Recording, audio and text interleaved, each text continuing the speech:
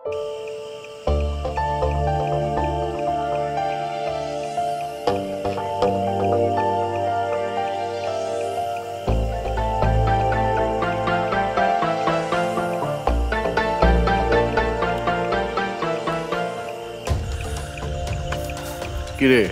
খোঁজ পেলি?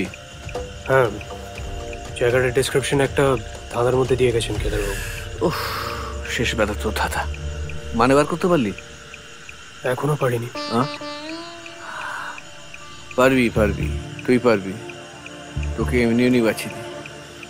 শোন, নিজে কাজটা করবি, মধুমন্ত্রীর মেয়েকে ইনভলভ করবি না।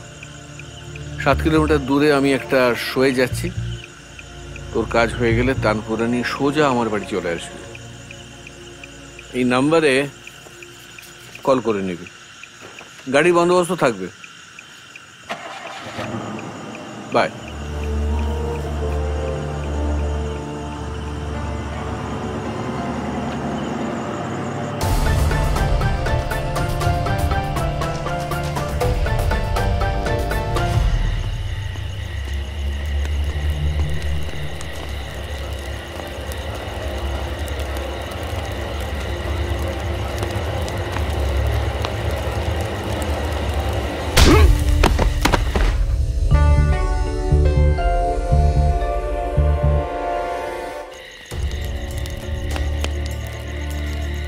যেমন গুরু তেমন তার চেলা।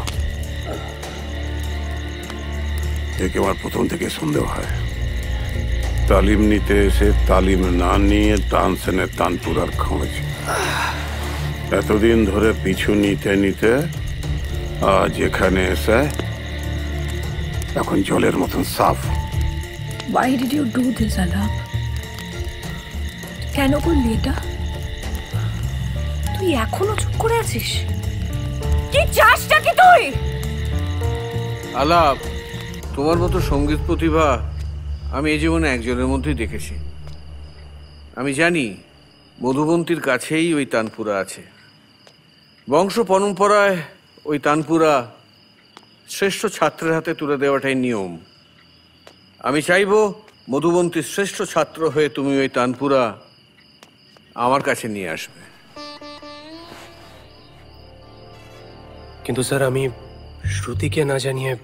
তুমি বড় হয়েছো, বাবার দেখাশোনা তো তোমাকেই করতে হবে।